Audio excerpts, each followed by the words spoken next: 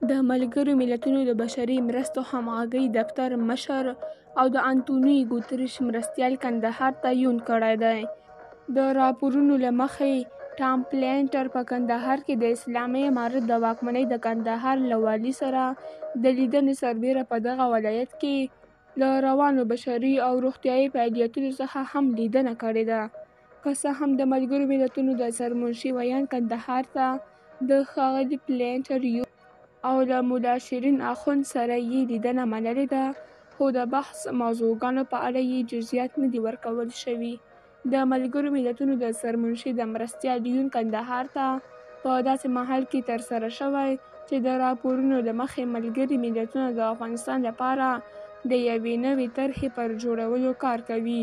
د دې طرحې له مخې به د بېلابېلو خواوو، ګډونوالو هیوادونو او د کابل د اوسنۍ واکمنۍ د چارواکو نیزونه سره راټول کړي چې په هېواد کې د بشري حقونو ټینګښت، د ټولګډې واکمنۍ جوړول او پر اسلامي امارت د لګول شوو بندیزونو په اړه پکې بحثونه شامل دي.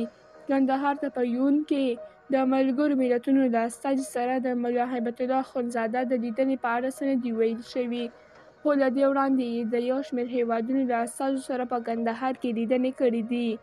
خبریال بلال سروری لیکلي، ډرون الوتکې د جلال اباد ښار او نږدې ولسوالیو فضا نیولې ده. د جلال اباد ښار د حلب، پام، پاسودو او چپرهار ولسوالیو سیمه ییزو سرچینو راته منلي چې له سهار راهیسې په اسمان کې د ډرون الوتکې ګزمې کوي.